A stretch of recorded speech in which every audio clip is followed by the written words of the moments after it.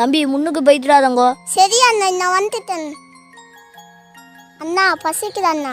இங்கே வாங்க தம்பி.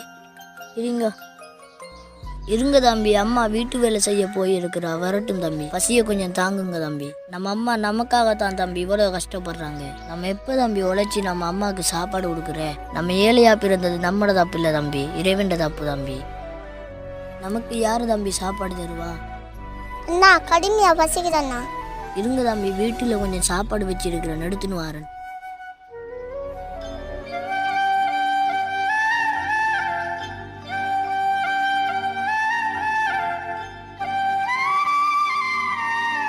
தம்பி இங்கே வாங்க.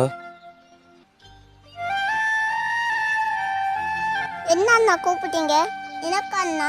உங்களுக்கு தான் தம்பி, எடுத்துன்னு போங்க. சரி அண்ணா. சாப்பிடுங்க சரியா? ஆ